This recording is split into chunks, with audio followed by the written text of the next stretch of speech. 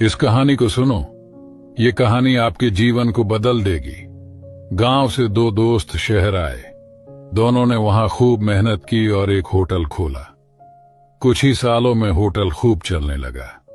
दोनों ही दोस्त कमाई का आधा आधा हिस्सा बांट लेते। कुछ दिनों बाद पहले दोस्त के मन में लालच जाग गया। उसने सोचा कि अगर ये दूसरा दोस्त ना होता तो पूरी कमाई मुझे ही मिलती।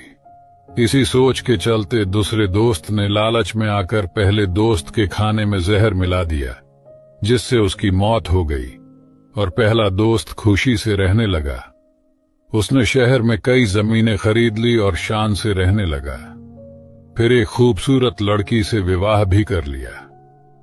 कुछ साल बाद उसे एक बेटा हुआ। जब बेटा बड़ा हुआ तो वो अपने बेटे को पढ़ने के लिए विदेश भेज दिया, लेकिन वहां जाकर उसे बड़ी बीमारी लग गई और महंगे इलाज की वजह से उसके पिता के पैसे भी खत्म होने लगे।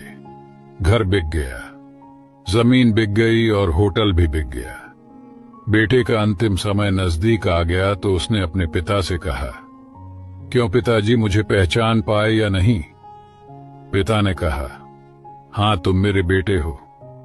बेटे ने कहा, नहीं, मैं तुम्हारा वही दोस्त हूं जिसे आज से 20 साल पहले तुमने मार दिया था।